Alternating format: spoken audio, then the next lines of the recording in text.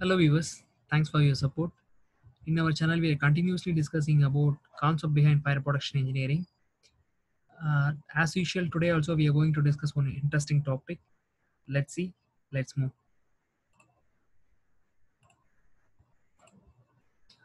This is a topic.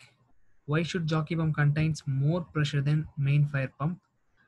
NFA 20 insists to go with jockey pump should be more pressure than main fire pump. So we are going to find the answer for this question. So, in order to understand this topic, we need to know about some informations, some mechanisms, some arrangements that I made with separate AutoCAD drawing. Let me share my screen.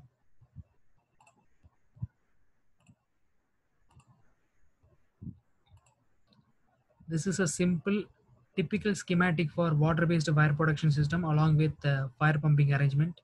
So let me break down this drawing. This is a fire water tank. This is a fire pump sets, one number of electric operated main pump, one number of diesel engine operated standby pump, one number of jockey pump. This is suction lines and suction header. This all discharge lines and discharge header. Discharge header connected to that ring main. So external hydrants are located on ring main and automatic sprinkler system line connected to that ring main. Uh, this is a this is a simple breakdown for this drawing. Here two question arises: how fire pump getting activated, when it will get activated. So whenever the water discharge happen from these lines, actually and additional another one information, this all line will be wet. So pressurized water will be filled inside of the line. Okay. So whenever water discharge has happened, that time the fire pump will activate. Okay. Then the next question, how it will getting activate, how it will get turn on. So whenever the water discharge happen from some in this pressurized lines, so this that static pressure will getting reduced. So due to the pressure loss, due to the pressure reduction, it will continue until the discharge header. So so here this from the discharge line, the sensing lines will be connected to that control panel. This control panel contains the pressure switches. So once the pressure loss is sensed by this sensing lines and the control panel, the fire pump will be turned on. So this is a simple activation mechanism of fire pump.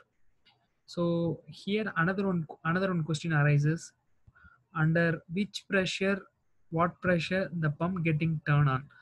So for this question, NFA provides some guidelines. So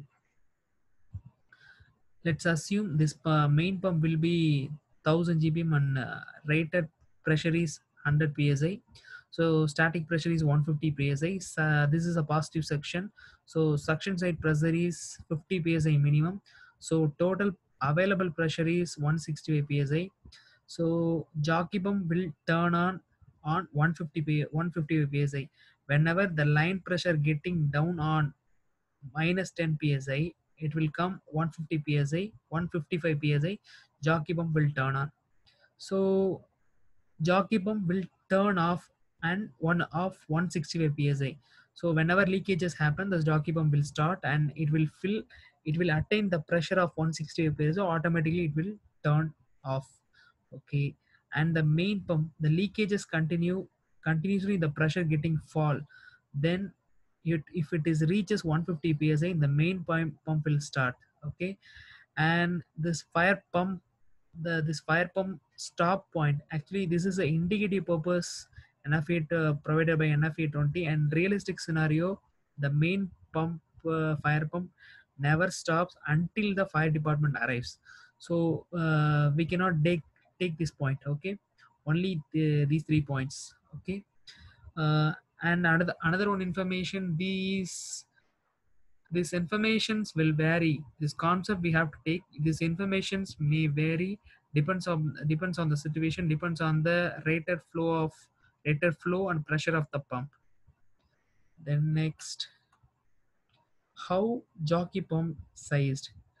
NFA provided the calculations for the how jockey pump sizing, and jockey pump rated flow should be at least 1 percentage of main pump flow. If it is 1000 GPM means the jockey pump flow should be 10 GPM.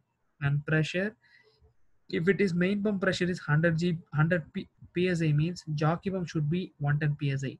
So we come back the question why jockey pump should more pressure than main fire pump.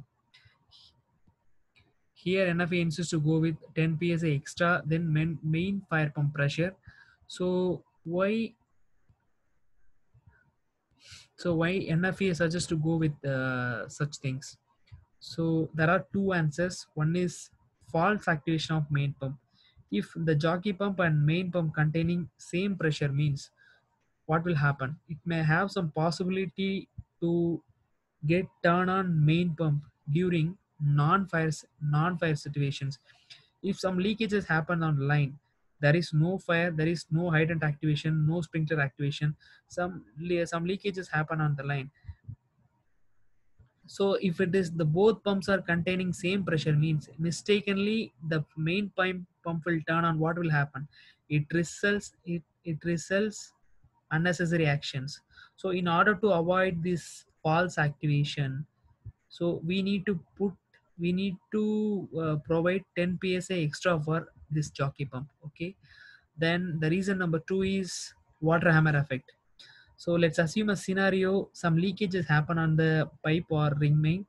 So jockey pump getting turned on, it will try to fill the line and attain the pressure as per the pressure setting. But continuously this the pressure getting down, so it results the main pump will turn on. Okay, so at that time the non-filling pipelines will be affected by the water hammer effect of the main pump activation. So in order to avoid this water hammer effect, we should provide jockey pump pressure should be little bit extra than main fire pump. So this is the reason. Reason number one is in order to avoid the false activation of main pump. So reason number two is in order to avoid the water hammer effect. So why should jockey pump contains more pressure? These two reasons. I hope everyone understand this video. If you have any clarifications, doubts, please put on comment section. Definitely I will reply you. Thank you very much.